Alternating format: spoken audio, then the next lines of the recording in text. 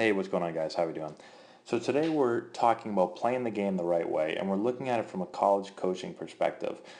So basically, high school players that want to play baseball at the college level, whether they want to receive a scholarship or just a roster spot, they want to play, they want to move on to the next level, and we're talking about trying to impress college coaches, what college coaches are looking for and why it's so important to play the game the right way.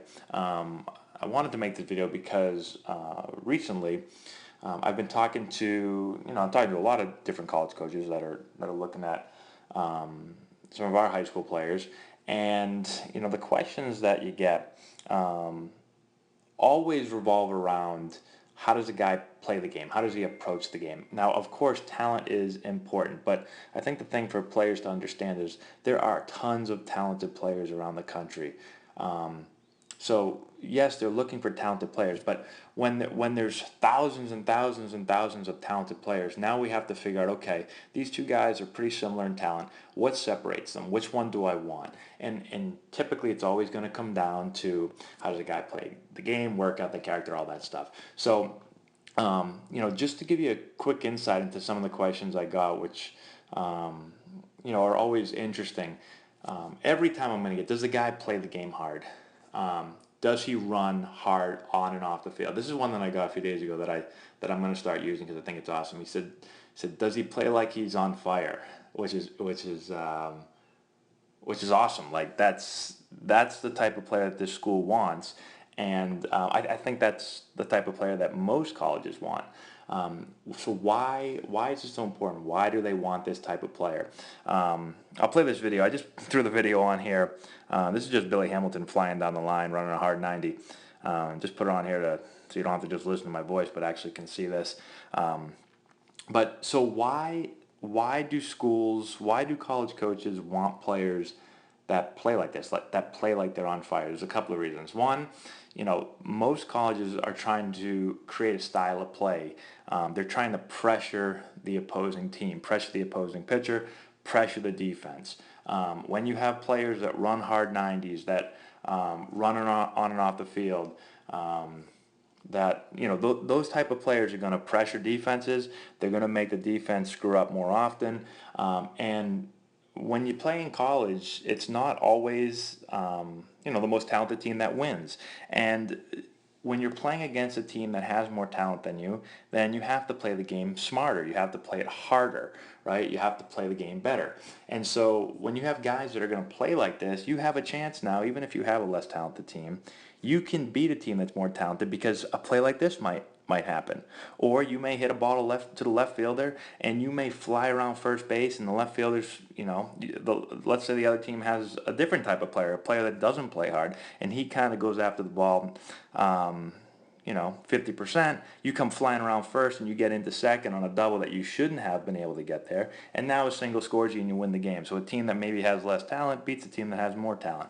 Also, I think probably the biggest thing, even more than that, is when they're looking at players at the high school level, the way you play the game, the way you approach the game, the way you run on and off the field and all that stuff gives a coach a little bit of an insight into your character and your work ethic. So very rarely have I ever seen players that play the game like they're on fire, play the game 100 miles an hour all the time, and they're lazy players or they don't work hard. Those usually go hand in hand. And when I see players that play the game at about a 25% effort level and they just kind of jog around and they don't run hard and they really don't care, very rarely are those guys going to be your hardest workers, right? So they almost always go hand in hand. So it's giving the coach an insight into this guy's character, his work ethic. What's he going to be like in the weight room? What's he going to be like in the practice, on the practice field? What's he going to be like in the classroom, right? So here are some ways that I think players can present themselves well to college coaches. First, it's run the bases as hard as you can all the time. I call it running hard 90s, right? It's every single time. It's whether it's a pop-up to the pitcher or a ball that you're trying to beat out. Run the bases as hard as you can. Don't jog. Don't run 75%, right? You're playing high school. You're playing summer ball. You're not playing that many games. You play a high school game, you might play 3 games in a week, right? There's 7-inning games. You might get 3 at-bats, maybe 4. You're probably going to have to run the bases hard 3 to 4 times every couple of days. That's not asking that much to play 100%, run as hard as you can every single time you run the bases. Always touch first base. This is a huge pet peeve of mine. Guy hits a ground ball or a fly ball and the ball's caught or thrown the first and you're out and you just peel off into the dugout. That looks terrible, right? Run through the bag no matter what. Do not peel off and go to the dugout. On a fly ball to the outfield, try to touch second base, right? Do not hit a ball and just jog around the bases because you think it's a routine ball. Players in high school are not that good that they're going to catch the ball 100% of the time. And even if they were, it just doesn't look good. It's not going to do you any good when a college coach is watching you jog around the bases, right? When you hit a single, get around first base and put pressure on the defense. Make the defense stop you. You should not go into what I call a big league trot where you hit a ball, you take a wide banana turn, you pop your chain a few times. Get your butt down the first base, turn the bases hard, and do not stop until the defense picks the ball up and shows that they can get the ball in. Then slam on the brakes and get back. Run on and off the field. It doesn't have to be a 100-mile-an-hour sprint, but it shouldn't be a jog, and it definitely shouldn't be a walk. And I know it sounds crazy, but I've seen a lot of players do it. I've seen a lot of players jog. They jog to the line and then they walk the rest of the way. That looks really, really bad. They will cross your name right off the list. Like I said, there's too many talented players around the country. So those are just a couple of ways that you can play the game hard, play the game like you're on fire.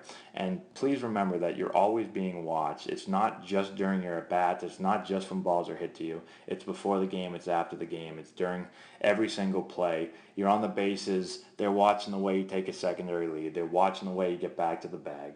Everything you do is being watched and judged. And, I tell players this all the time, and I still don't think players get it. Either they don't get it or they don't care, because when I watch games, 90% of guys do not play like this, right? It's probably 10% of guys, maybe, if you're lucky, that play the game 100% all the time, play like they're on fire, right? So if you're one of those guys that wants to play college baseball, and you think it's just about talent. Oh, it's just about, can I hit the ball far? Oh, do I have good speed? Do I play good defense? Yeah, that's all really, really important. But guess what? Especially players that want to play at the Division I levels. There's 301 Division I schools in the country, and there's, newsflash, there's a lot of good players in the country, right? And so you can't give a school any small little reason not to like you, because those spots are very tough to get. And even if you're talented, even if somehow you are the best player in the country, if you don't play the game the right way, schools are going to cross you off the list. And if you're not one of the best players in the country, which for 99% of us, that's us, we're not one of the best players in the country, then you absolutely cannot give a coach any reason to cross your name off the list. And you don't need any talent to do any of these things. You don't need talent to run hard and play like you're on fire. So just do it.